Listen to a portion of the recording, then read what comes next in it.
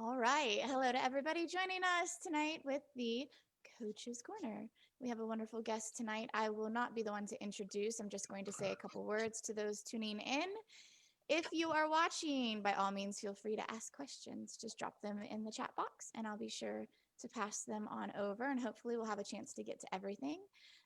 That being said, I'm going to disappear and let the show get started. So, Your Grace, Duke Sean, if you don't mind. All right. Vesper, thank you as always. Welcome everybody to the SCA Coaches Corner. Tonight we have a conversation with Duke Michael O'Brien from here in Artemisia. In the interest of full disclosure, it's probably fair for me to say that Michael was one of my squires. And he came to us with a fully accomplished martial arts background. And then he was kind enough to allow me to teach him SCA combat. And then he started putting two and two together and became an absolute beast. And it's been really fun to watch him grow over the years and to be able to have conversation with him. And this, got to say, this particular episode, having Michael on tonight, comes at the direct request of my grand squire, Ursa, Squire de Dunker. She's like, you know who you need to have on. I was like, right on, I'll get on that. So I got a specific question later for you that she wanted me to talk to you about. But along those lines, I want to remind everybody that we are definitely open to input from the Coaches Corner community.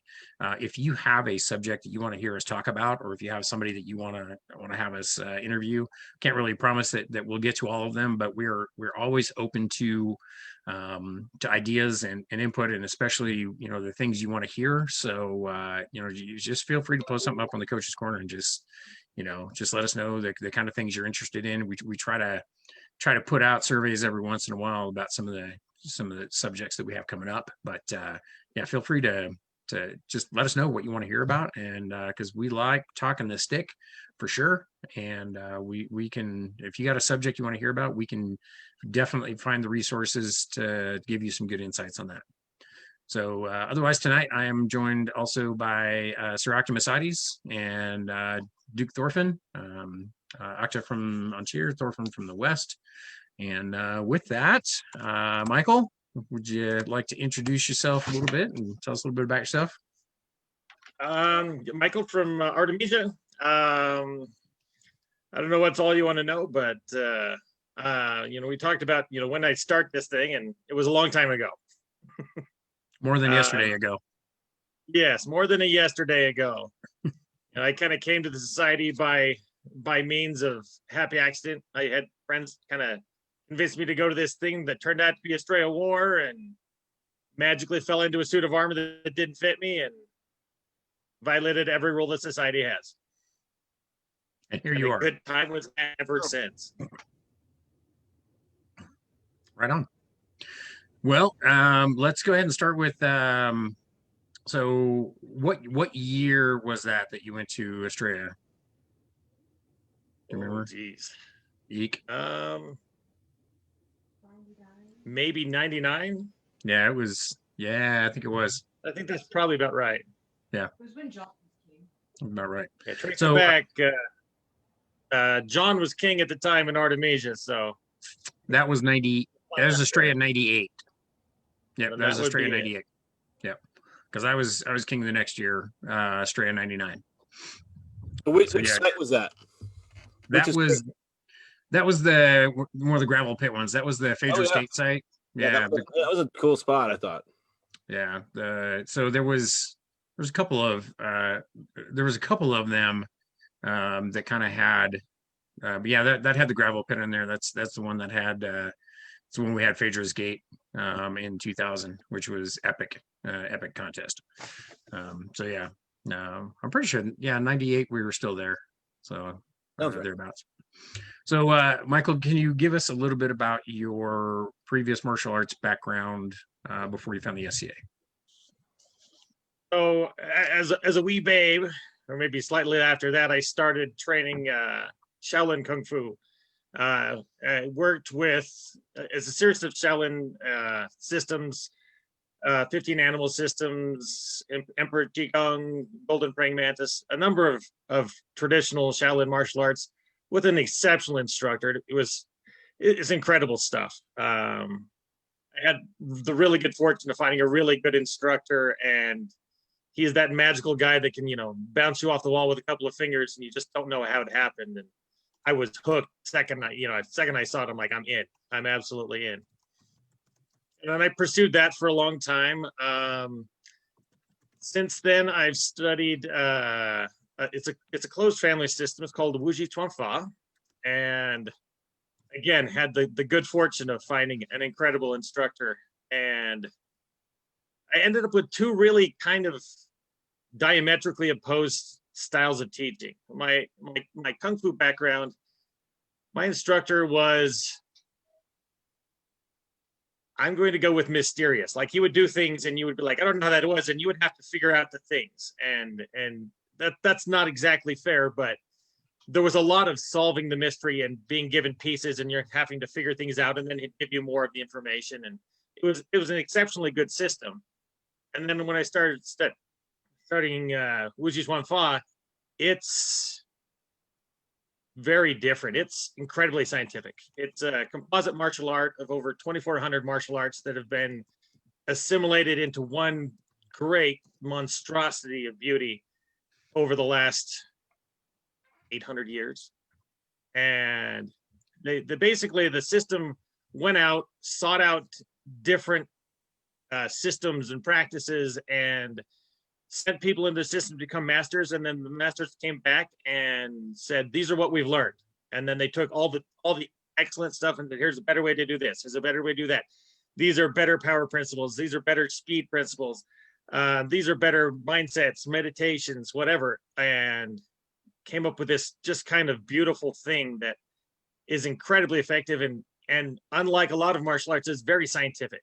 I mean, like, down to the angles of rotation and shifts of power, and almost anything you could think of. I mean, there's a distinct list of exactly how many power principles there are and how they can be taught, and what systems teach them, and how they teach them, and the best ways to accomplish progress in the least amount of time.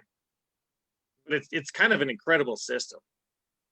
And and I got extremely lucky to get caught up in that and be trained in that since then. Well, when you talk about how long it's been going on, one of the things that I love in the Tao Jeet Kune Do is when Bruce Lee says right at the beginning that there is nothing new here. There's nothing that he created that hasn't existed for hundreds of years. And so that's kind of, yeah, kind of what you're talking about. System has been around for 800 years, and you find the best of everything, and not being too caught up in, it has to be this way. Well, and that's kind of with the SCA. I feel like a lot of the stuff that we try and come up with is we're recreating the wheel in some aspects from other martial arts, our footwork, and you can bring several different, like all the systems you're in. How did those systems, footwork wise or technique wise, prepare you for SCA combat? And I know you've talked extensively about being able to empty your cup and really learn from Sean and not have it clouded by your previous experience, but at a certain time you put all that back together. How does that impact? How do those styles impact one another? So it gave me two unique perspectives for footwork specifically. In my Shaolin system, there's a lot of very specific movements and weight shifts, and there's a lot of work as to how you would do things specifically. And as weird as it sounds, in my second system, in Wuji Tuanfa, footwork is the accidental thing that happens when we adjust our body weight. Exactly, yeah. And so I have two really kind of seemingly opposing perspectives on that, but they're both equally true when you look at them. I remember early on, Sean's showing me things with footwork, and I'm like, you are high. You are completely high. Like, I'm like, why would you do this? Why would you do that? And why would you do this? And I found myself being very much like, okay, I know you're good at what you do, but this makes no sense. Like, this makes you susceptible to this, and this changes your advantages and takes away this and makes you incapable of doing that thing or responding to that. And then as I kind of adjust a little bit, I'm like, all right, put all that aside, figure out what's going on, and just take what he's doing and work with what it is. And some of it turned out to be super valid, where I'm like, all right, so there really is no reason for me to be protecting myself against grappling, because we're not doing that. Yeah, there's certain techniques that we just don't use. Yeah, that was one of the big things I noticed in the changes that we made for you, is the fact that the footwork that I use as far as stance and where your basic body position is, every other traditional martial art uses your feet as weapon. And since we don't use our feet as weapons, we use the footwork to like support the weapon. And so that was one of the kind of changes that I had noticed that you'd kind of had to make, is kind of getting away from that idea that your feet have to be available to strike with. Yeah, and that's part of it. Part of it was the elimination and simplification of the fight, where we're no longer grappling, we're no longer kicking, we're no longer doing certain things that allow you to specialize in other areas, and just kind of become focused in, I don't need to do those things, and so I can't. So you can use your feet for other things. Yeah, there's a trade-off. Anytime you become more stable, you lose a little mobility. And when you gain more mobility, you lose a little bit of stability, and your power base changes in what you're doing. But we don't frequently push each other or have to deal with pushing each other. And as a result, you can eliminate a whole bunch of things and just focus on what you are doing at any given moment. Right on. Yeah. Go ahead. Oh, I'm just trying to think. I'm really geeking out over motion and movement and balance shift right now in my COVID times. So I liked how you said in the second system, footwork was a happy accident, depending on where your balance shift came from. But I also feel like you need a very deliberate study of the foot mechanics, so that then those balance shifts happen, and even though they might not be deliberate, they come with a foundation. If that makes sense. Well, it's true, and what I'm saying is a little bit misleading if you don't get the full explanation for it. Sure. Because when we talk about how your footwork's kind of a happy accident that happens afterwards, a lot of people think about their footwork as the thing that's moving them, and in reality, it's not what's moving you. As I shift my hips, as I shift my neck, as my neck comes outside a certain range, I start to fall in a certain direction. As my hips exceed my base, I start to fall in a certain direction. And footwork is just me catching myself between movements. Perfect. And so every time you catch yourself, there are specific ways to catch yourself and transition yourself from one movement or one step or one angle or whatever you're doing. But it's a result of your body movement dictating you traveling through space and falling somewhere. So the footwork is what happens kind of to keep you on your feet, if that's your intention, as you move through your body-based movements. Yep, perfect. Thank you. So I did jujitsu and things before I started doing SCA fighting, and I found that a lot of the kind of the core power generation and things like that kind of translated mostly into what we do, and it helped my fighting. And I just had some questions. I was thinking, since you did so many of these types of kung fu, which weapons forms in the SCA felt more natural to you? And was that, you think, because of your experience with the kung fu and things like that, or was it just that you kind of gravitated towards one because of the SCA kind of rules? So I found that some things were very foreign early on, like sword and shield was very foreign. To say that I have a tool that is just defense and a tool that is primarily offense is just something I had never really done before. And the idea of having a static defense, which a shield can provide you. A shield can say, all right, I put the shield in front of me and it allows me to pay less attention to angles, pay less attention to what's open, be more in a dangerous position because things are kind of passively shut off to a certain extent. That was very weird for me. That was very strange. And, so sword and shield, I struggled with early on.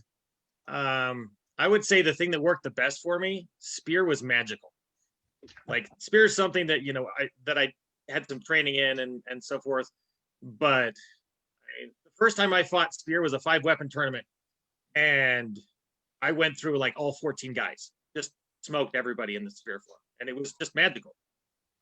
And then we fought with the pole arms, and I'm like, I smoked everybody with a pole arm, but I used it like a spear, and it was just, it's just what it was. Yeah. And it was like a direct translation. I didn't feel like I lost a lot. Like I felt like this is a natural form for me. This is something I can just murder people with this. I wondered if that was the case. Man. Yeah, because I thought to myself, spear would probably be a natural connection to that style of martial art, and it felt when you said that, I was not surprised. So, And later I found out, because I started with a strapped heater, and that was a little bit unnatural. And some of the parallels, it felt a lot more like a boxing style that way. There was, and strangely, there was some Chinese boxing that kind of translates over to that style of fighting. But I found later that with a center held shield, a lot of my martial tendencies, a lot of my just natural movements were just more easily facilitated. There's more freedom. I mean, your shield's less stable. You have certain trade-offs and things. Your ability to hook, manipulate, and whatever has to be kind of governed specifically. And your ability for your shield to be moved when it's a center held is, modifies those things as well. But, when it comes down to it, I feel like I'm more free to move behind it, to move around it, to use it as a separate entity rather than something that's really distinctly tied to me in a direct, unchangeable orientation. And that made that a lot easier. When I started off, I originally fought a side strapped heater for 10 years or so and had success, but really later on I switched to a center grip style fighting, and it really changed my offense as well as my defense greatly. And I totally understand what you're saying. Yeah, I think Michael started with sword and board just kind of as default, because when you show up to Australia day one, they're like, this is what you fight with. Yeah. And then I also have all of my students fight strapped heater to begin with, because I do a lot of what I refer to as body blocking, and I think it's easier to learn body blocking with the strapped heater because you just put it in place and then you kind of move your body to adjust it.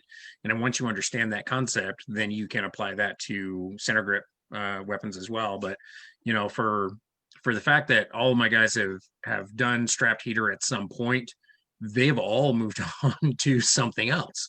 I had Raven, who went through his litany of shields, and he had tried pretty much everything, and that's definitely something I encourage my guys to do, is to find what works for you. It's like we'll give you this tool as a foundation, because there's a principle there that I want you to understand that is directly applicable to pretty much any other defensive system. So yeah, but Michael came to me with the side strapped to begin with, and then that evolution into the center grip, and then eventually the Madu and the buckler and that sort of stuff. That was one of those just natural progressions that we just kind of let happen. I think that most fighters will go through a phase where they build a foundation of skills, and then they'll eventually figure out their own subtle variations on stance and equipment and things like that. And so that seems pretty that part of the journey seems pretty ubiquitous across the board. So I think, and I allow my students to do the same. I want them to find the style that will work with their body and just the way that they envision fighting. So well, and like Michael, to work with your previous experience. I mean, if you already have a martial system, and if you come to us with a martial understanding as complete as his was when he came to us, right?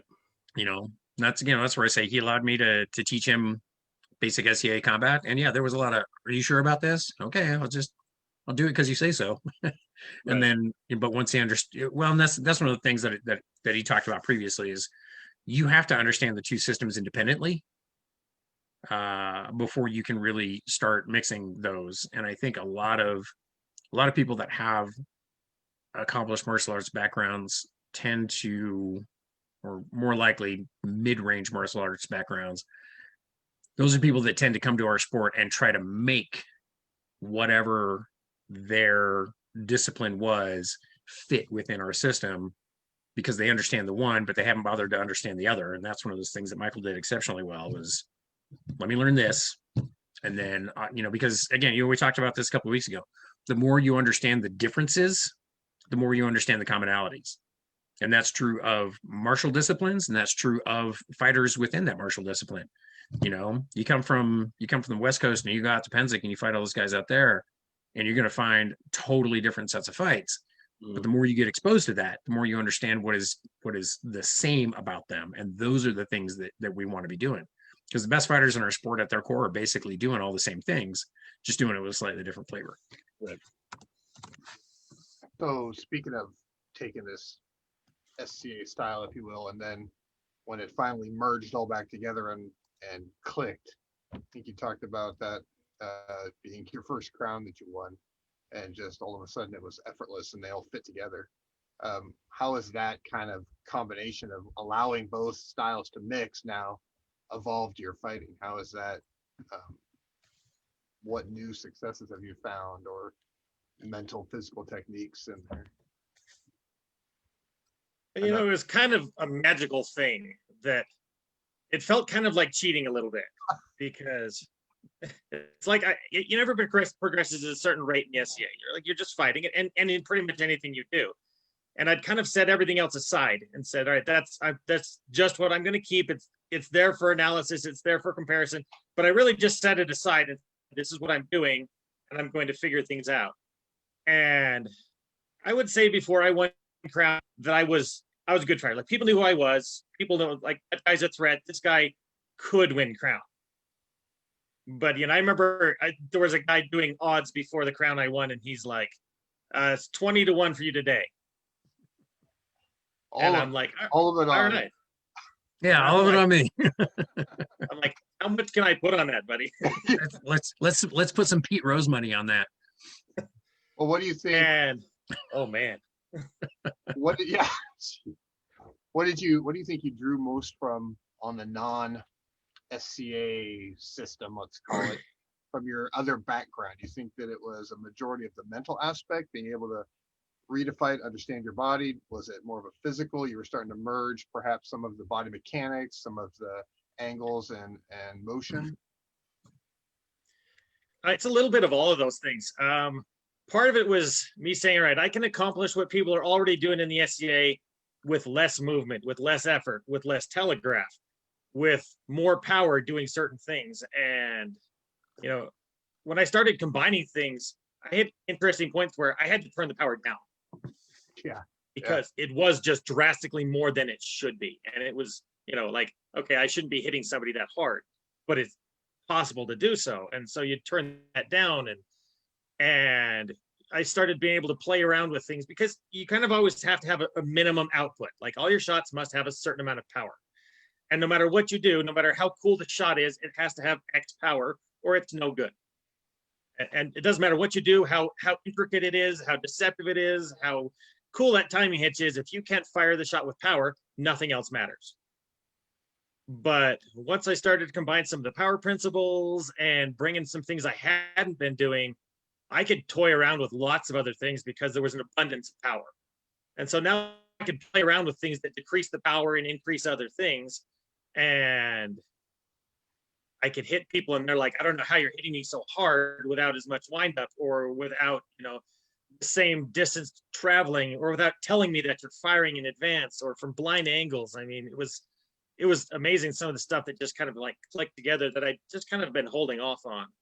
And all that part of it, I would say the biggest part of it was of course the mental game. That, you know, some of the stuff had just carried over. Like, I've always been a very composed fighter. I'm the guy who smiles and is just calm when I fight. I don't tend to lose my composure. I don't, you know, my emotions don't regulate me, and I just fight my fight. But, and that I'd kind of carried around, but there were a number of understanding why and how the fight's happening and what people are capable of and not capable of just clicked together for me all at once.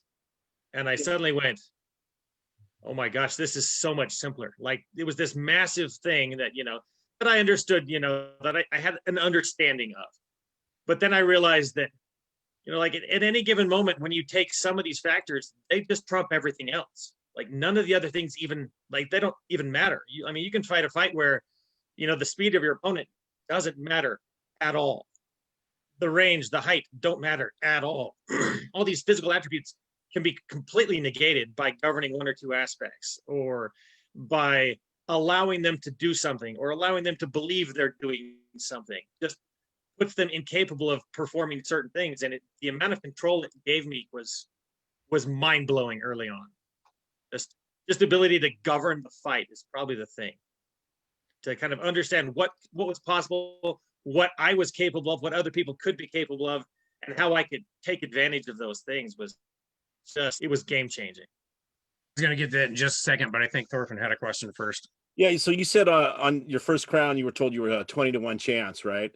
And leading up to that crown, did you start to feel that this was going to be your crown tournament? I did. Or was that I saw it. I totally saw it a month before.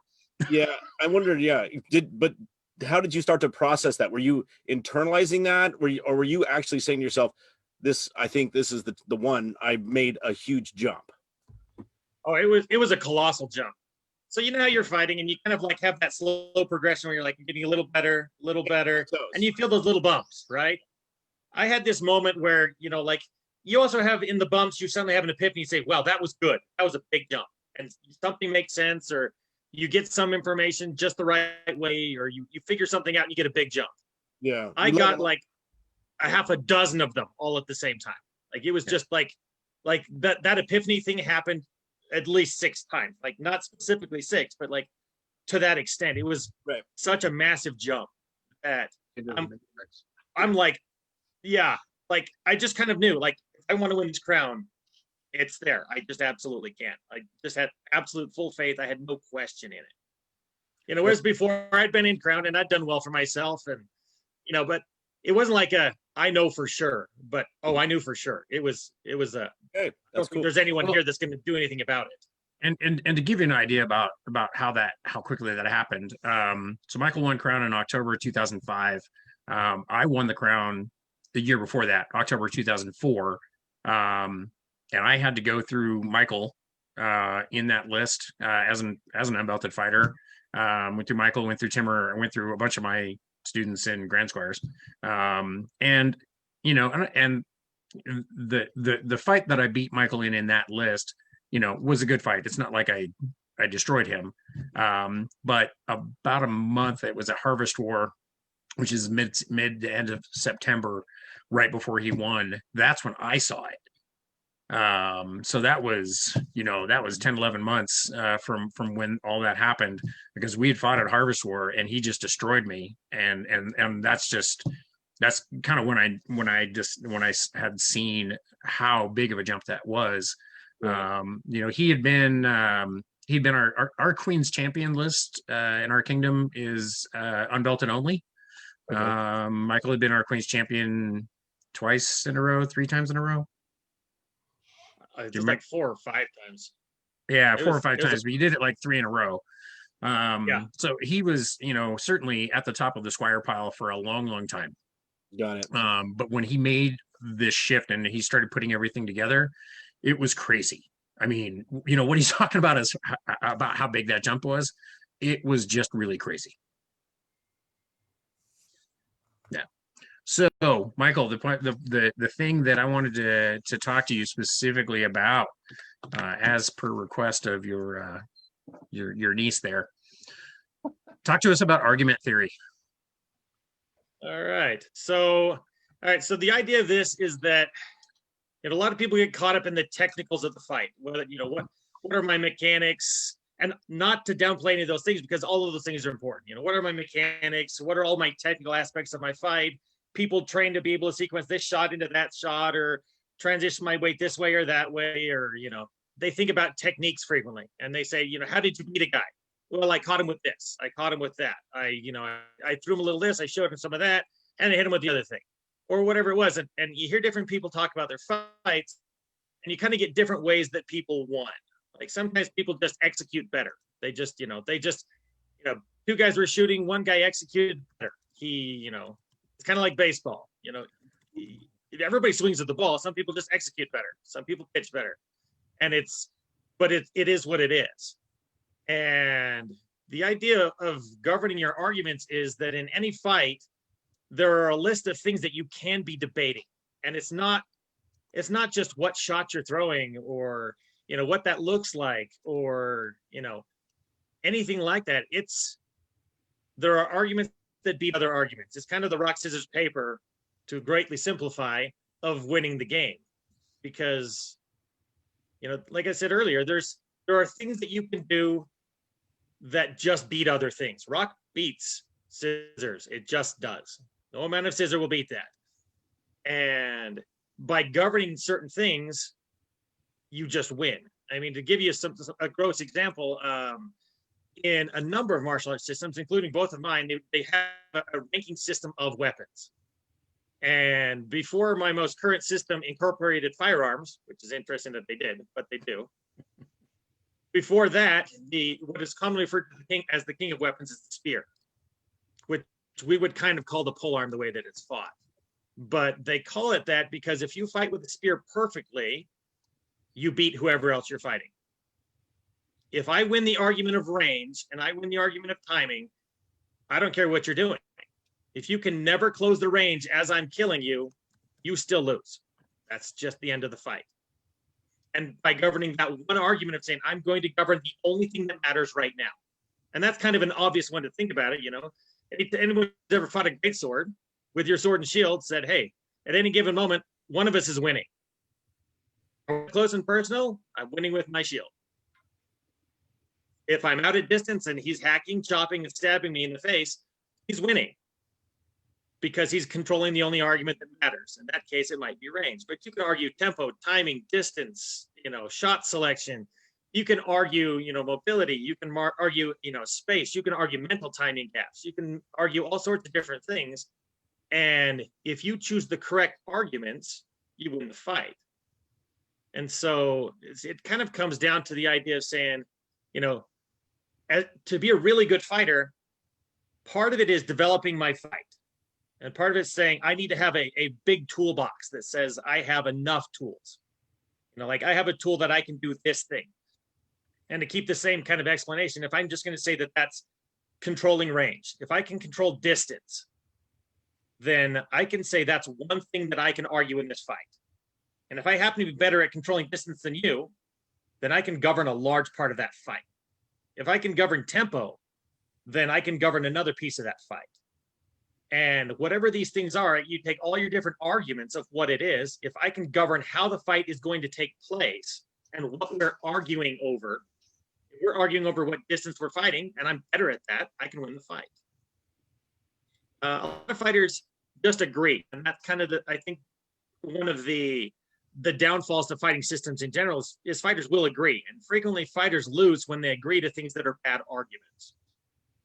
I mean, I don't know if any of you guys watch much like mixed martial arts, but you kind of see it becomes very obvious in MMA that, if you have a guy who's a ground specialist and he stays on his feet against someone who's a good striker, it's a bad idea.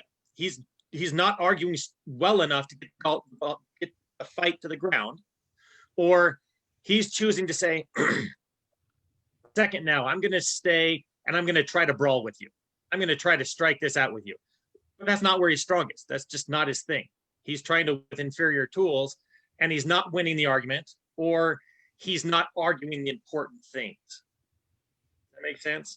I mean, Thorfinn doing jujitsu, a lot of times they have a very valid argument with jujitsu practitioners with us.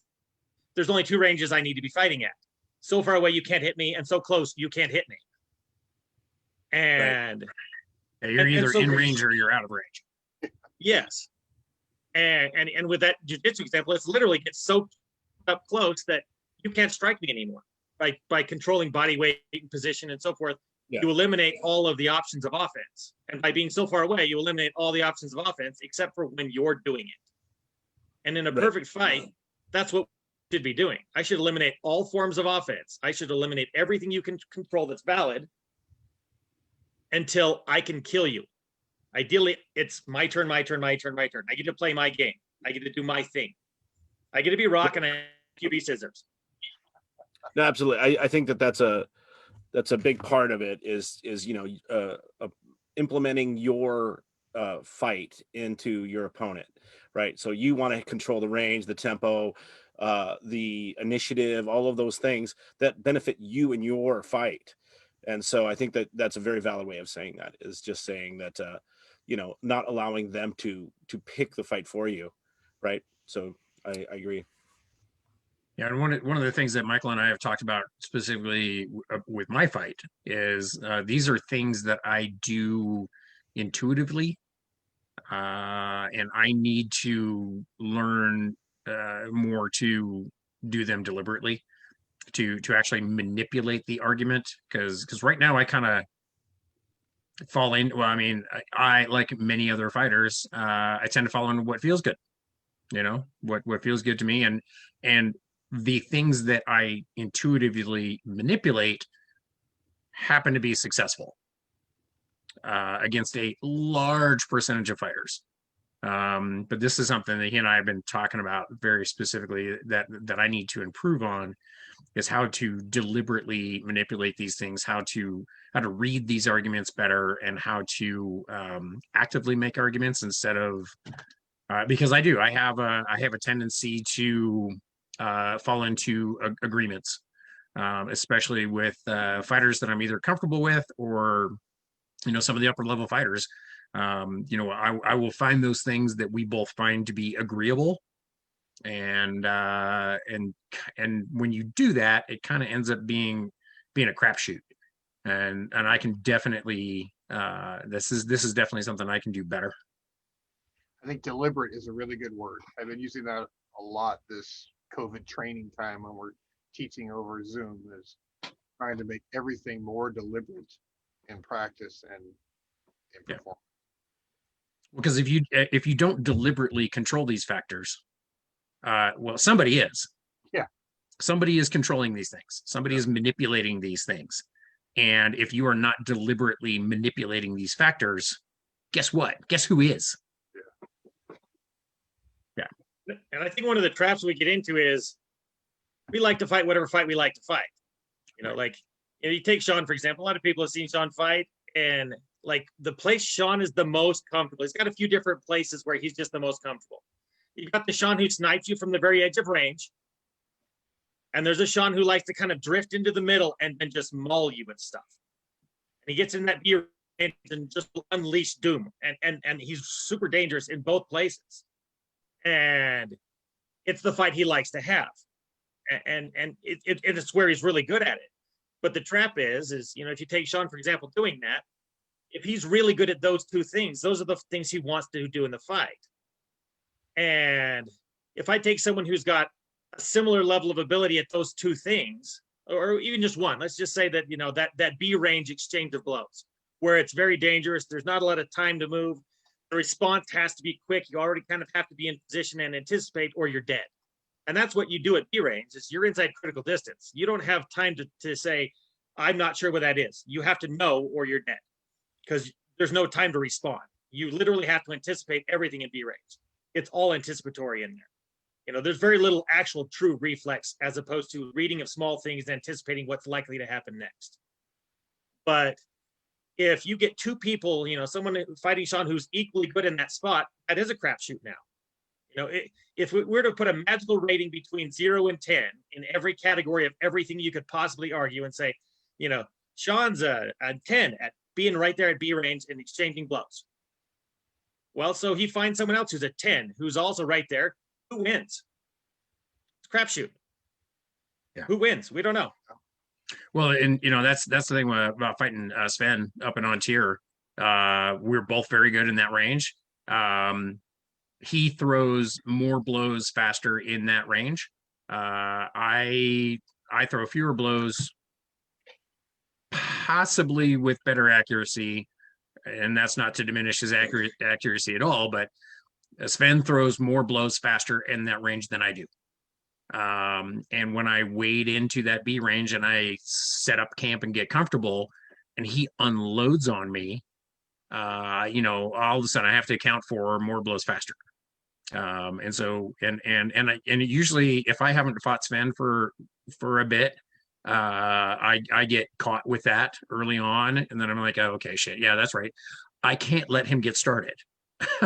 We both like that range. We both like that B range center line.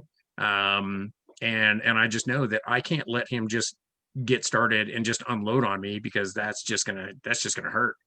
And so I've got to be prepared to strike into that when he starts unloading. I've got to be able to fire into that, where typically when he starts, for so many people that I fight, you can unload on me and I've got enough defense that I can block all that, and then as soon as you're done, I can take my strike. Sven's not there, and like that's not where he's at. He can unload. He's got the speed, he's got the power, he's got the accuracy, that I'm just standing there getting further and further behind in my blocks with every shot that he throws. So it looks like we got a viewer that says, how do you break the tempo of more experienced, higher level fighters? Take someone like Sven. If you stay there at that range and you choose to say, I'm not going to argue the engagement range, and he's going to argue tempo while you're there, and he's winning it, that's where you have to say, all right, so we're going to say that for sake of argument that Sven's got a 10 for tempo and Sean's got a 7 for tempo. It's a bad place to be. Sean has to say, and that's what he was just saying, I'm losing that argument. I have to do something different. And then a different thing can be any number of things. That could be deciding we're going to argue the range. That could be you're going to argue the shot selection and say, all right, we're going to argue, I'm going to jam you. I'm going to put my shield on the edge of your wrist and close distance slightly, which makes him have to readjust the range, or makes him say, I can no longer fire certain things. That makes sense? And so by creating that jamming timing where you kind of step in and you don't create enough space and you tie up their weapons, ideally without tying up your own, or their tools more specifically, you can break someone's tempo by just saying, I refuse to let you shoot as much or as often or as frequently or within the timings you want, because I'm just going to manipulate that. You're going to throw a shot and I'm going to trap it slightly. I'm going to deflect it instead of block it. A deflect shot, if you block a shot, it tells someone it's now time to throw another shot because that one didn't succeed. If I slip a shot and deflect the shot, it goes flying by, it goes glancing at an angle. You don't know it's time to throw the next one until you're already way off course, which provides you chances to counter. Yeah, his recovery time will be different at that point, and that person would then have to address that, which would then throw off the Cuisinart of death or whatever they were just unleashing on you. So yeah, I see what you're saying. Yeah, I mean, like in that example, I can increase tempo, but that's not really who I am as a fighter. Yeah, right. That's playing against your strengths, right? Yeah, and that's playing into your opponent's strengths, letting him actually set the whole fight for. He's dictating that particular variable, and now I'm playing catch up with the whole thing and doing something that that against, again, a certain percentage of fighters, I can control the tempo, and because most people let me control the tempo. Sure. Right. And so I don't have to be something other than I am, because they're just letting me do what I want to do. But when I have to increase that tempo, and now you are changing who you are as a fighter, and that always goes bad. When you said that you were falling behind with each consecutive shot, right? Yeah. That means that that's what he's planning for. He's planning for you to start to be overcommitted and locked in positions and make that mistake, allowing him to finish you off. Yeah. And by even stepping out of it, right, allows you then to void that out and get you back to where you're grounded again in your defense, not playing a catch up, right? Yeah. And so then I use that as a very common, like I'll go out to one of the two sides, kind of back out to force them to reset. Now we're zeroed out again, and then I get to set my voice. I get to use my voice to say how we're doing this fight. And if you stand in a particular, like Fabian is one of these fighters, when he starts that 2 sticks going, you're crazy if you stay there, because it's just gonna, every blow is a crushing blow, and they're coming in so fast. So allow yourself to get that space to say, hey, I'm going to reset, and now we're back to this, as if the fight just restarted, like an entire new fight is about to happen at that point. And so I think that that's a very useful tool. It's also when you're trying to argue somebody in an argument and you have false data about yourself. Like you think, oh, I can go as fast as that guy can, so I'll just keep going. Well, wrong. You're gonna get a proof on that argument real quick.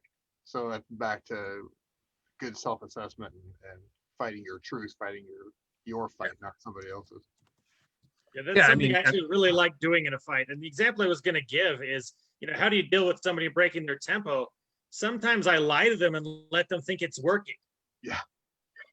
Because if you realize that one of the things they don't realize that you're winning the argument of perception. If I make a slight angle change and you don't adjust, you've told me that you don't recognize that as a change, even though I've changed the shot selection. So if I drift, say, slightly sword side in a sword and shield fight, if I drift just slightly and you don't adjust, I'm still center line to you, but you're not center line to me anymore. And so I've eliminated some of your shots or made some of your shots less valid. And as I drift to that position and you don't respond, I'll stay in that position because you seem to think it's still working, even though I've eliminated a bunch of the possibilities that may be visually possible, but not physically possible. Like a lot of people get caught up in, my eyes see a target, my eyes see the offside body, but we don't shoot from our eyes. Our target origination comes from our shoulder. That determines what we can throw from. The weapon arm, shoulder tells me from that perspective what's really open. But by looking at my eyes, from my eyes, I get a false view of what's really open. And so as you make a slight shift, someone could be throwing a million shots at you and you drift to the right spot where they think they're seeing a target, but they really can't fire around your weapons. They can't fire around your shield because it's not a valid target, but they still think it's there. Let them feel like they're doing well and then finish them off in the holes. I want you to feel like you're doing well. Yeah. And It's very kind of you to let them feel well for a moment. I like that. Yeah, you're doing great, guy. Bad feeling. And I mean, Michael, what you were talking about right there is you make that shift and they don't do anything. One of the things about that too is like you've made a fundamental change in the fight and it costs you nothing. Right. Like you got that for free. Oh yeah. And that's the argument you're winning because they're not fighting it. And maybe they're not fighting it because they're not sophisticated enough in that particular aspect of the fight to notice that's something they should be fighting. And because it was a small enough, like if I take a 12-inch step to the left, almost no one's going to not follow me. Right. If I take, a half-inch step and a lean to the left, that's, moves me slightly, but changes my target, they may not realize that that's something they need to adjust for. And because they're less sophisticated in that particular argument, I get to win it because they're not as good at it. And so kind of the idea is, if you take the thing where say, hey, it looks like, hey, I'm a 9 at governing this aspect, and you look like you're a 4, even though you're a 10 in these 3 other things, you're a 4 in this one thing. And so this is where I can win the fight because I have the biggest gap between my proficiency at the thing that matters and your proficiency. And by imposing that thing into the fight and saying, I'm going to win the argument of this one thing that I'm good at, even if it's not my favorite thing. And a lot of times people get caught up in my favorite things are these things that I have a score of 7, 8, 9, and 10 in. But you can win a fight by having a score of 4 in something, and they have a 0, because that's a 4-point gap. And that's way better than saying, hey, both of us have a 10 in this category, and we're going to roll the dice and see what happens. Right. But a 4-point gap will end a fight, even if it's something you suck at or feel like you're not very good at, but they really are abysmal at. And so by finding that thing that they just don't register or that they're not good at competing with or not good at controlling, you can win a fight against someone who has huge skills in other areas. They just can't compensate because they don't have the toolbox or the recognition of which tool they should be using. Yeah. We've covered in a number of episodes, we've covered the idea of probing the fight and throwing out those tests. So how do you evaluate that mid-fight? I mean, are there certain things that you look for, or are you more likely to test the things that you're good at, or are you more likely to find the things that they're bad at? I find that fighters rat themselves out all the time. They just tell you kind of what they want. Yeah. You get fighters depending on how they engage, how they set up. A guy that sets up out, you take 2 guys, a guy who's outside of range and he's not in a guard. And then there's a guy who who guards up and then comes to the edge of range and then comes into range tells you something. If that guy guards up well outside of potential danger zone, he's not reading range as well as he could. That's an indicator that he feels like he's in danger long before he is, which tells you something about his perception. Depending on how someone holds their weapon, it tells you, all right, this is what sort of shots they are capable of throwing right now. And they give you free information before they ever get to hit you. Right. And as I start a fight against someone I've never seen before, I like to collect all the free information I can. And there's tons of free information out there. You look at a guy's stick and see where the tape marks are. Yeah. You look at his shield and look where it's damaged. You look at his shield and see where it's scratched, scraped, and whatever. It tells you what parts he blocks with, how he blocks. You see that guy with the arm strap heater, and it's like, well, you got all the marks on one corner, one on corner over here. It tells you something.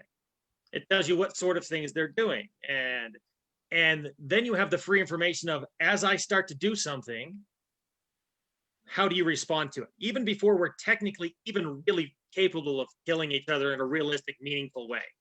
If I move slightly and you don't do anything about it, that's information. That's me saying, you don't notice something. I just did a thing. You didn't do anything to regulate that. You didn't compensate for the thing I did. As we're at the extent of range, as I drift slightly to the side, you didn't correct. And you didn't seem to notice. Because there's no reason why you wouldn't put yourself in a more valid position if you noticed you were put in a bad position. And so that tells you, because I did something and you didn't respond, that tells me something I can control. And if I do something and you do respond, I say, all right, that's something that you have a measure in this thing of governing it. But what if you over-respond? What if you overcorrect? What if you change your angle slightly and it's not a good correction? That tells me something too. But you have all this free information as you're just going into the fight saying, all right, what are we going to do? Does the guy's tip drift towards you? If his thrusting tip drifts towards you, he's telling you, I have certain shots I'm comfortable with at range. Sometimes he says, I don't have a lot of shots I'm comfortable with at range. And maybe it's just the thrust. Maybe it's a limited selection. But they tell you by tendencies and what they want to do. Because most people go into a fight saying, this is the thing I like. And so I'm going to start with that. And I'm going to tell you what I want to do. And when they start to tell you what they want to do, you can say, all right, I've now found out what I'm not going to let you do. And you have certain things that just take priority over other arguments. I mean, like all the distances and engagement range is one that takes priority early in every match. It's something that has an early governance of how the fight happens. And by reading it, you can figure out what they're comfortable with, where they want to fight, and how they want to approach. And sometimes people just rat themselves out early on going, I'm really not comfortable here, which is terrible for you because you just told me that's where you need to live the whole fight. That's right. All right. So we got a couple of viewer questions. I'm going to go with this second one first. That seems to be more related to this. So how do you teach to train for tempo, timing, range, pressure, and all these things? How do you have any drills that focus on this? Like, how do we get there? So the first thing that's most important in all of these things is awareness. A lot of times people just aren't aware that it's a thing. I frequently will tell people that, there's 3 lies we tell each other in combat, and people rarely lie with all of them. You have different things that you can disguise or you can lie about when you're fighting. And usually most fighters argue what I'm throwing. They say, I'm throwing, it's a leg shot, turned out to be a rising flat snap. But I'm arguing what? I said leg, it was head. I said offside head, it was flat snap. It was whatever. And so you lie about what it is. Sometimes we don't lie about what it is. We lie about how we're throwing it. I say, hey, I'm hitting you with this slotting flat snap. And it looks like you're going to be able to block it. But as I shift slightly to the side, your shield's no longer in position.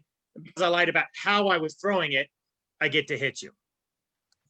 And those are the 2 arguments most people get into. The when is rarely something they realize. It's something that most fighters just don't have a good conscious intelligence of. They just don't recognize what it is in general. And a lot of people will have techniques that have timing to them, but it's not an intentional thing. But by saying, all right, what are my lies and what are the things I'm controlling to allow myself to hit you? Because I can tell you, I'm going to stab you in the face. I've told lots of fighters, I'm going to stab you in the face. Here he comes. And they can know what I'm throwing. They can know how I'm throwing it, just not when it's coming. And if they don't know when it's coming, I can still land it as long as I control the time at which it appears and how you respond to it. If you respond early, I mean, let's just take, you bring your shield up early to a thrust and it doesn't come. Nobody loves that. Like, everybody hates it when that happens. You're like, oh crap, I'm blind for a fraction of a second. I didn't know what happened. I better just get out because I don't know what's happening. But by controlling when it's happening, you get to land things. And so something that's hugely valuable for people is just starting to realize, what is it I'm doing to allow myself to hit somebody? If I'm going to try to make something land, because I guess anybody who's got any amount of skill, it's really hard to just say, I'm going to stand here and just throw my flat snap at you. It's a good flat snap, but that's not how we hit people. We hit people with our flat snap because we change something about it. We change when we throw it. When you were in a bad position, that's great. There you go. That's timing. Right? We hit you because I told you it's something else. Well, that's what, I changed the angle as I changed something else, and it hits you even though you kind of knew what it was. But and that's one of the one of the things we talk about on the show a lot is a lot of people don't understand the importance of why. I've got a really good flat snap. That's a hand mechanic that I've thrown millions of times, literally millions of times. But the reason that I get to hit as clean and as sharp as I do is because of the why. Brian, Michael, you and I had talked about I've said for a long time that when you're looking at blows coming at you, so let's look at this from two different sides, right? There's the offensive and the defensive side. You've been talking a little bit about what's coming at you and how people are reading that, and this kind of goes into that. But when you're looking at stuff that's coming at you, you basically there's three things you need to account for, right? And that's when and where, and as you recently pointed out to me, it's the how, right? Because if my head is open, are they going to throw it with a flat snap, or are they going to throw it with a wrap, right?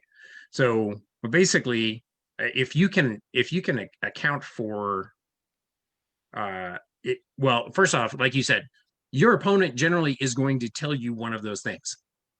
Their body language, like you said, will wrap them out every time. And if they give you one of those variables and you can manipulate another one of those variables, that's it. If you know exactly when and where somebody is throwing, the how is of less importance. But yeah, if you can, they will give you one and you can dictate another, right? And that's is that what you're kind of talking about? Oh, that absolutely. You could take an example of I just know one thing. Let's say I only know when. I know your shot's coming right now. I don't know where it's going. Your body mechanics look weird. I don't know what it is. I'm confused. If I don't know what it is, and I just say, fine, I'm leaving. I don't know what that is. I'm just out. And I just drift out of range. It doesn't matter what you threw. I'm not there anymore. Right. And all I had to know was when it was coming. Sometimes people start to throw a shot and I'm like, I don't know what that is. So I jam their weapon hand. I just say, I'm closing off the angles of that. And I'm going to close to a distance where you can't hit certain things. And by knowing, like frequently we know shots left, right. It's pretty obvious with most shots if it's left or right. You look at the body mechanics, there's the way that people have to develop power tells you left, right before up and down. You can lie about the up and down easier than you can left and right, with less movement anyways. But if I say, hey, I don't know what the shot is, but it's left. Yeah, right. I can be like, oh, I don't know what left is, but I'm gonna cover everything over here. It's just that. And I can shut down something, or I can say, hey, you're coming here and it's coming to the right, and I don't know what it is. I don't know how the shot's gonna be thrown, but I'm gonna put my hand in front of your hand. I put my buckler in front of your basket hilt, in front of your cross hilt. It's really going nowhere. I don't care what you're doing, buddy. And I didn't know what it was. I just had to know enough of it to make whatever you're doing invalid. Yeah, at that point you void their entire attack by I don't care what it was. you just go heavy to that direction. You're like, I'm kind of lost right now. I don't know where this is exactly going, but what I can do is I know it's coming from the left. So you heavily void that side. Absolutely. I mean, I love that idea. So. Yeah. And Generally, just you go ahead. a caveat for various fighters who are doing this is that's also a little bit of a trap, because you do have to do that sometimes where you really, I just didn't know when I had to. But every time you do that, you're also telling the person you're fighting, you know, I just dedicated both my hands, both my weapons, both my tools, whatever I have, to doing that one thing. And they go, oh, when I sold you this, you couldn't tell what it was. And that gives you a piece of information. So, you know, that's something to be aware of too. But realizing that, you know, just by, you know, it's not invalid that you have to do that. Everybody does that sometimes. Sometimes you just have to. I don't know what it is, and I just deal with it in the way that covers the most possible things. Yeah. But, you know, as we talk about how we're going to train these things, the first part is you have to make a conscious effort to watch fights and recognize why they're happening and saying, I'm hitting this, I'm hitting that. Or after you hit someone, say, why did I do that? How did I get that shot to land? And you can say, well, it's because I lied. I told them it was something else. Okay, well, that's what I'm winning on. Sometimes I'll get fighters to go out and I'll say, your training session for the day is hit people with wind. It's going to be harder, but hit people with wind because it's not what you're familiar with. And just find ways to hit them with wind. They know you're throwing that leg wrap. They know it's coming. Throw it in a way, and with the right timing hitches, the right changes to make them not know when it's coming, so the shot lands anyways. And find ways to make, you know, go fight a guy and don't lie about where. Don't ever lie about what you're hitting. Like, you're going to go out there and fight this guy, and you're not going to lie about if it's left or right, high or low, if it's going to be this or that. Not about what or how. It's just going to be when. I'm going to throw some pretty honest looking shots, but I'm going to lie a little bit about when they're coming. I'm going to change the timing in which they occur. I'm going to make you wonder about how it's going or when it's going to arrive. And you have to win your fights that way. And by forcing yourself to do that, you start to recognize, oh, this is a thing that I can manipulate. This is a thing that I can control. But you have to get outside of what I just habitually do and find a way to use these different tools to kill people. Yeah. On the other side of that, one of the things that I do to kind of train, identifying what's coming at you, identifying blow recognition. One of the things I do for that is I'll have the student cataloging blows. Okay. You'd be surprised at the number of people that get hit with the thing. They know that they're dead, but they don't know how. Like they don't know what shot was thrown, and in some cases they don't even like register like where the blow landed. They're just like, oh, I'm just beat. Oh, okay, where'd you get hit? I don't know. He just killed me. You know. So one of the things that I do to exercise this is cataloging blows. So it's basically we can catalog blows just really very simply into up, down, left, right? You have 4 quadrants on your body. What you are going to do to account for blows coming into a particular quadrant is really, I mean, it doesn't really matter if it's flat snap or wrap. How you account for a blow coming into a particular quadrant is basically going to be the same, right? So up, down, left, right? And when I say up and down, I mean killing blow like above the hip, right? And then left, right, obviously. So the key to this is as blows are coming at you, all you're doing is cataloging that is a blow that came upper left, lower right, whatever. You're just cataloging these blows. You're just, and a lot of this is just having that register of what actually happened, not what you think happened, right? And what we get from this, as we catalog these blows, what you get is you get impact in, say, upper right, you know, say flat snap or arm or whatever. You get impact up there. Well, now it's what was the last thing I remember seeing before I got hit? Okay, well, I saw it about this far out. Okay. And then you basically, as you get more comfortable with cataloging, you're tracing the blow back to its point of origin. So eventually you get to the point where as soon as I see this kind of motion coming out of his hand at a certain point, last time that happened, it ended up here. And you kind of start making those associations. And so, yeah, just cataloging blows gives you a better understanding of what is actually happening in the fight.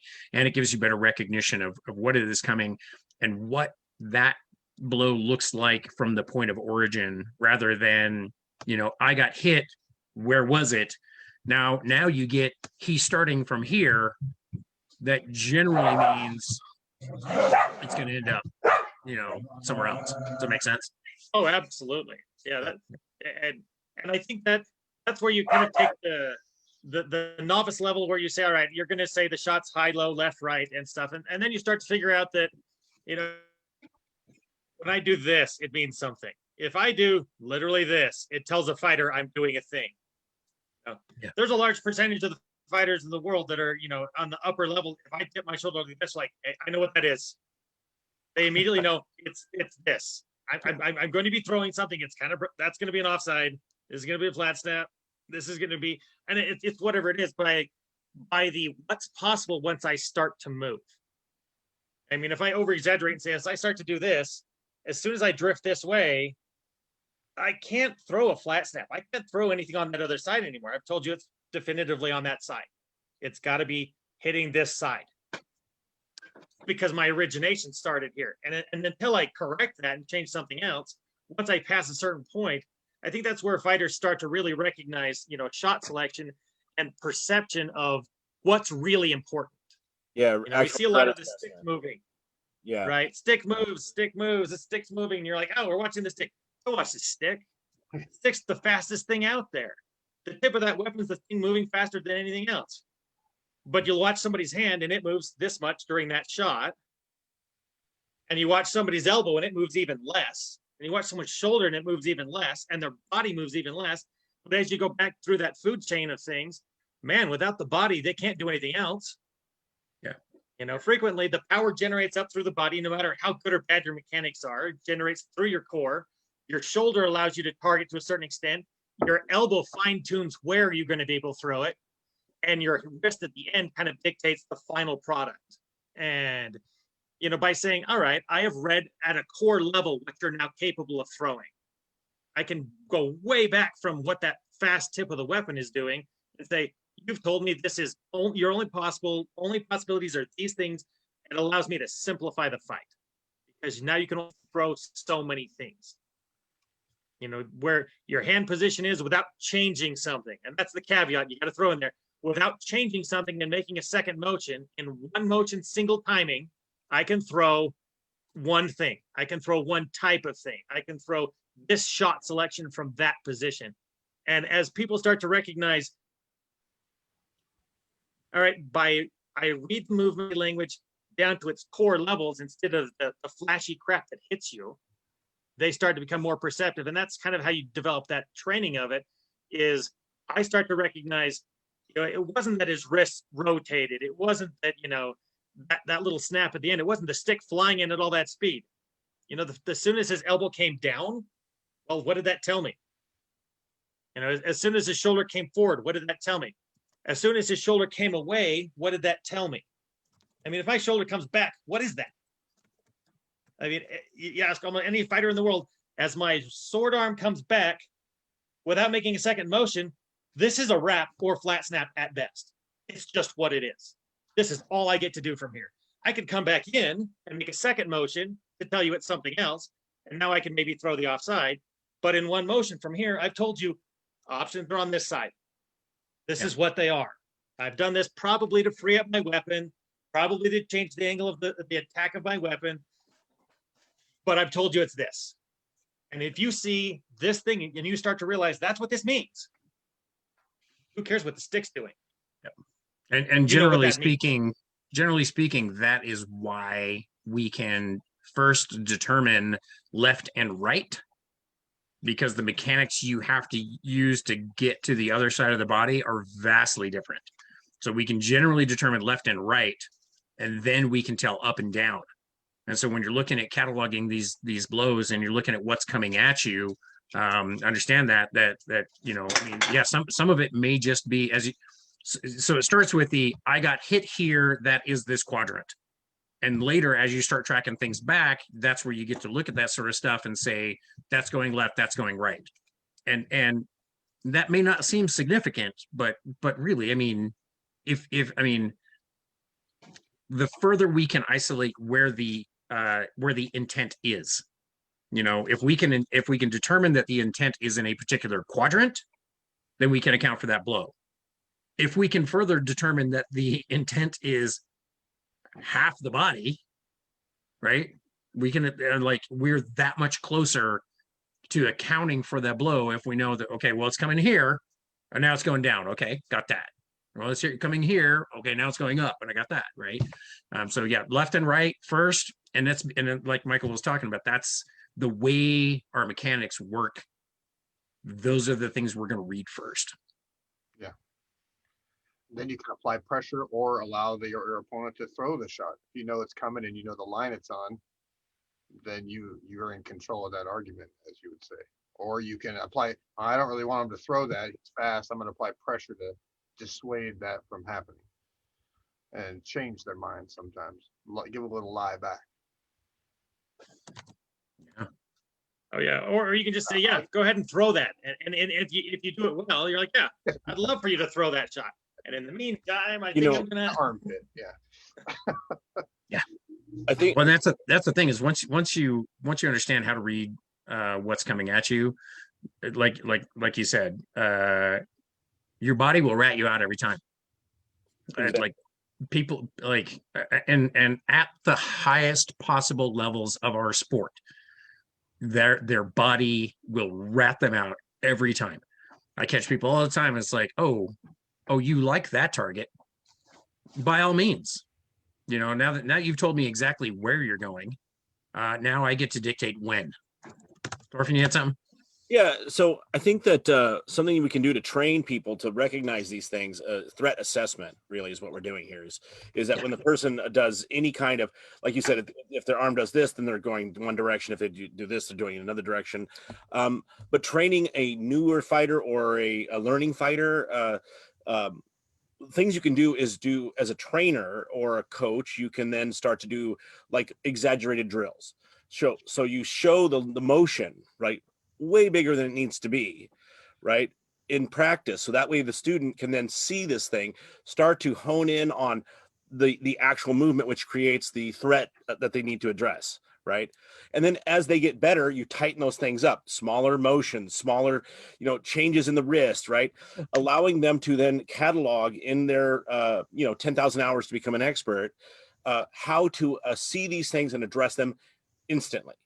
And unless you allow them to have this kind of you're working with them like in jiu-jitsu they call it an uki, right, the person who's being thrown, right, if you do not allow them to have the opportunity to see these things, and then and learn to fold that into their database, if you want to call it something like that, then what you're doing is you're making them learn like through failure.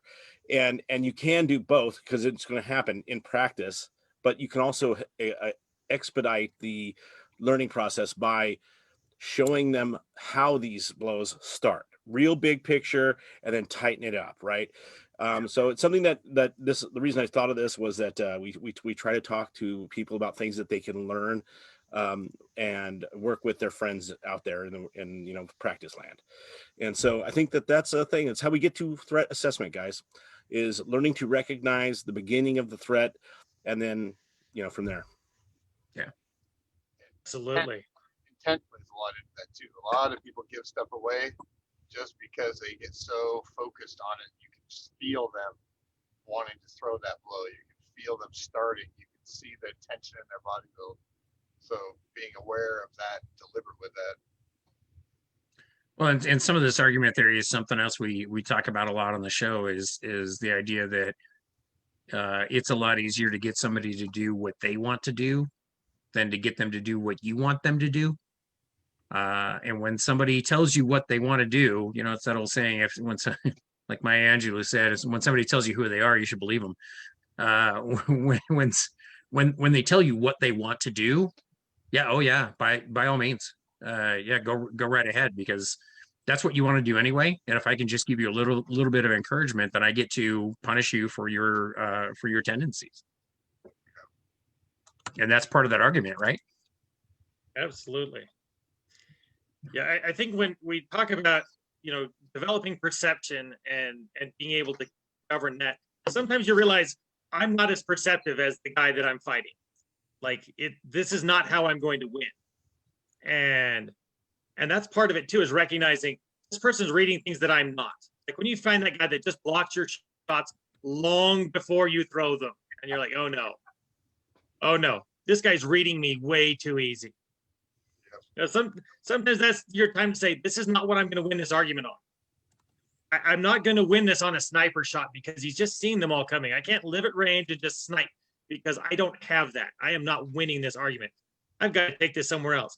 I might beat him in a brawl. I might get inside and with the right tempo, get ahead of his attacks, get ahead of his defense. I might overpower him. I might brawl with him and grapple with him. I mean, not that we exactly do that, but when you close into range and you're like, all right, I'm going to hook your shield out of the way, that's grappling.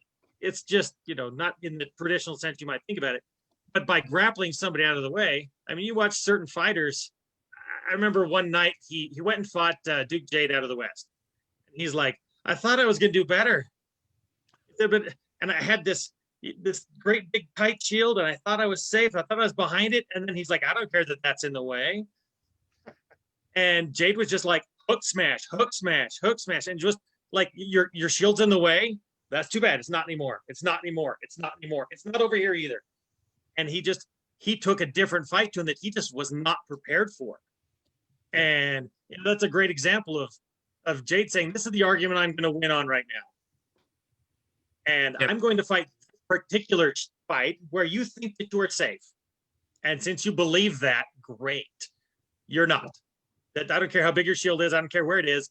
It's not going to be there by the time my weapon arrives. And a bigger shield is usually more of a problem for you than it is for me. Yep. Totally.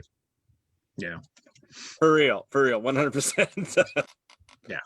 Like there's a lot more shield that the defender has to account for, and really it gets in your way. Yeah. Well, and the other side of that argument you're talking about, when somebody where somebody blocks a shot like super easy, right? The other side of that is that's where I ended up developing that offside pump fake. I faked the Molinet to the leg, hit the pump fake and turned it into a flat snap, right?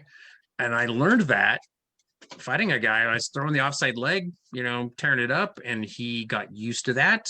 And then all of a sudden he's blocking it way too easy, right? And so the flip side of that is, oh, I see, you want to block that. Like you're ready for that. You know that I can, because I've established a pattern there. I can do this thing, and you want to block that. Well, by all means, go ahead and block that. And that's how I developed that shot, and that's something that I've had just a huge amount of success with. And it usually comes from, we were talking about this just last night at the bar practice, one of the fights we were watching there. I throw the offside leg in the Molinet, and you get used to it. Maybe I hit it, maybe I don't. Maybe I just scare you enough with it that that you have to account for anytime my hand goes across for that leg. You account for, like, I have to do something about that. And once you get somebody doing that, it's like, well, I have to cover this because this is what he's really good at. And then it's just a matter of, yeah, go ahead and block that, and I'll hit you wherever you open up while you're blocking the thing that you want to block. When you see that in videos you watch all the time, I love it. You catch somebody and they start to program their opponent. Yep. They move, get a response. Sweet. They move, they get a response. They adjust their feet 6 inches, they move, the response happens, and they kill their opponent. You see it all the time. I got to tell you, I have so many great, the foundation of so many great fakes is built at practice, right? You go to practice and you fight this guy, and you're hitting that offside leg or whatever it is, right? But now now they start to build like what they think is their database of what you're going to do.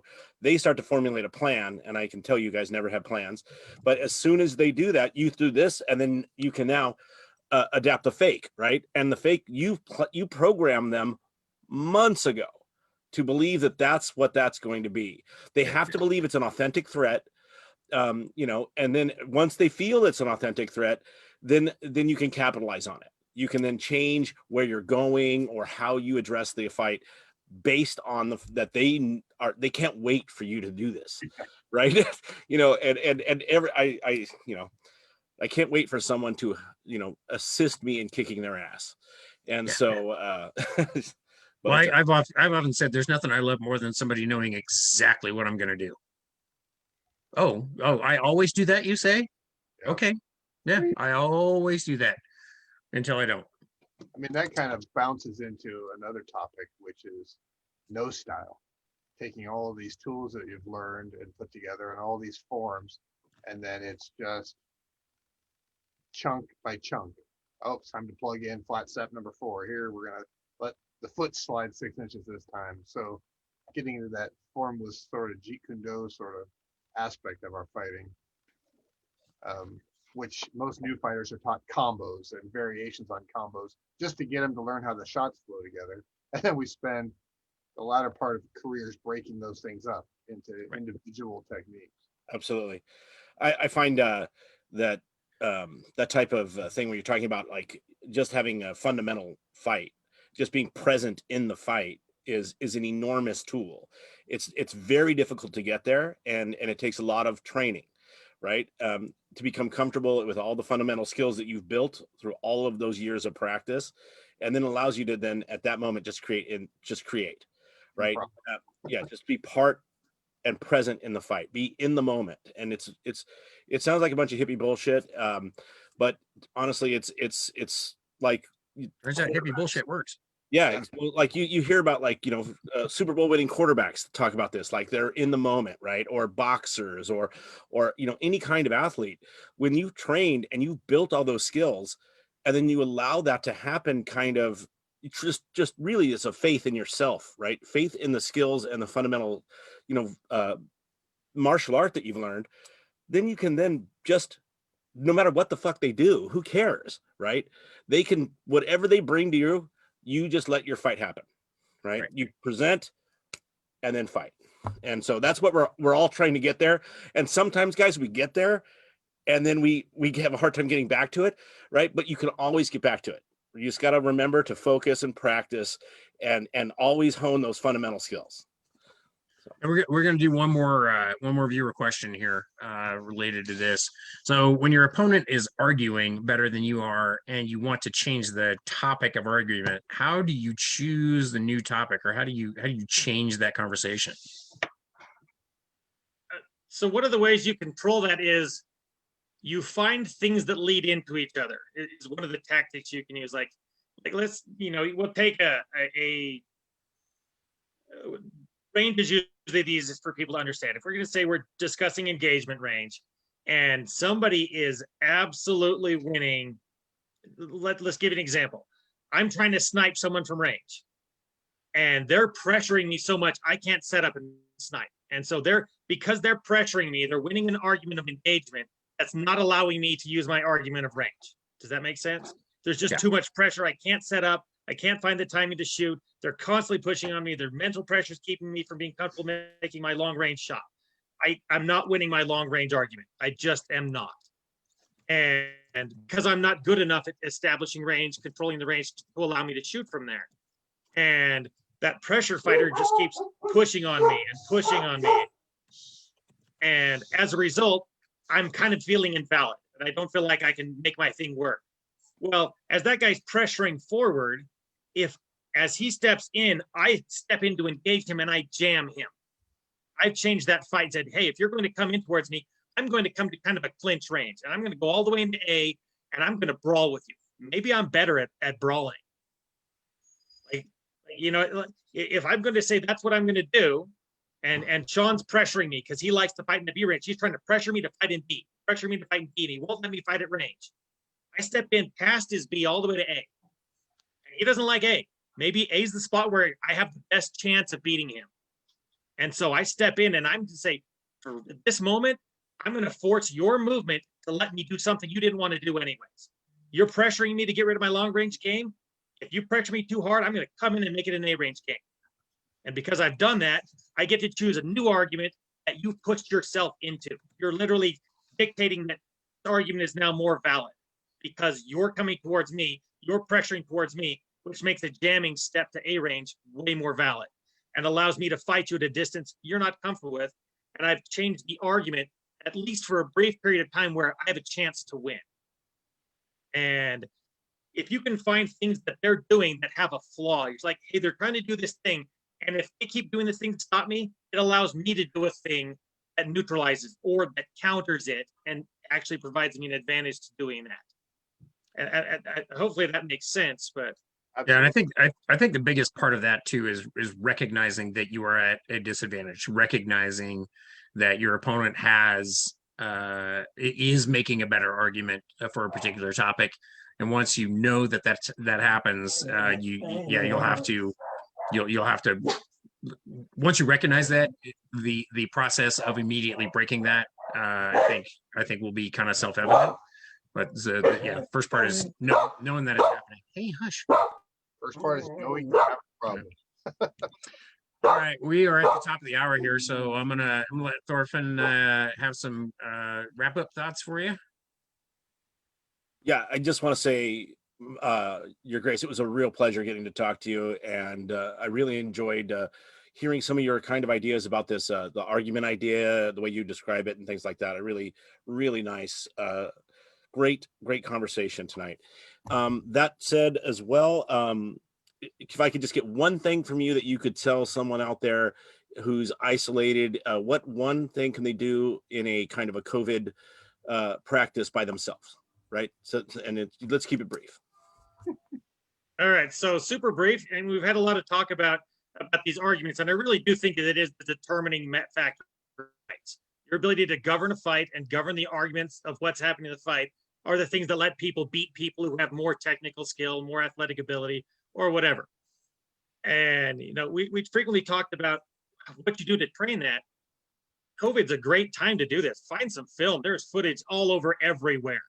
Watch a fight. Watch that fight with an intent, not just, hey, how did they win? What shot did they throw? Who's my favorite guy who did that cool thing I like watching? I really like his stuff. Crap. Watch the fight, and when someone lands a killing blow, go, why did that happen? What argument were they winning? It's incredible advice. What did they do? So much. Did the shot land because there's so much? Yeah, did it land? It was how? Was it why? Was it when? Was he arguing what thing? Was that distance? Was he arguing tempo? Did he overwhelm the guy? What was it? Was that pressure? What made that guy win? And the more you can watch a fight and say, hey, that was the thing. I just watched Uther tear a guy's leg off, and you're like, well, how did that happen? Well, and start to look at it and figure that out. As you can watch and figure that out, I think that's a great COVID tool.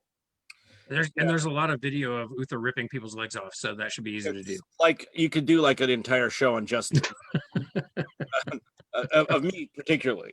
Yeah, I agree. I cannot tell people out there in watching how great the YouTube and things like that are for this resource. We have so many hundreds and hundreds and hundreds of videos. I watch them nightly. Like literally every night I spend probably 20 or 30 minutes watching fight videos after my lady goes to sleep. And so do use that resource. And I think His Grace Michael is 100% accurate. You can learn a lot from watching these things.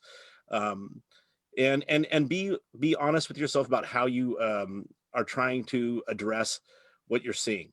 Like he said, we talk about in our video reviews of fights, like where the failure happened, right? So figure that out, and then you can then go backwards from there and start to see why these things are happening. Okay. Everybody be safe, and thank you very much for having me on tonight, guys. I really appreciate it.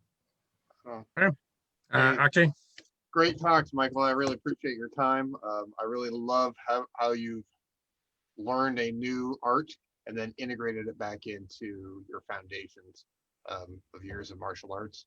And both the mental and the physical, and your grasp of it all from your own perspective is amazing. So hopefully I'll get to run into you here in the future sometime, if not just to chat more about it, because as Sean knows, I can sit on a couch and geek until all hours of the morning just talking about mental and technique. And I got a lot to think about just from chatting with you today, and appreciate it. Thank you very much. Good Well, time, and from my perspective, I don't think it's an exaggeration to say that I am exceptionally spoiled to have your ear, to have your phone number, to be able to text you. It's like, hey man, what about this thing? You know, it has been just an honor and a pleasure to be part of your path for all these years, and to have ready access to your understanding of our sport. And you've made me a better fighter for sure. That in turn makes me a better trainer. But certainly appreciate you making time tonight to have a conversation with us and kind of sharing some of this information with some of the other folks. So any final thoughts for yourself? No, I had a good time. I think it's a good time. I always like talking fighting, and just like so many of us. You do too? this I thought it all was just us. It's just you. We're humoring you, Sean. It's just that. I appreciate that.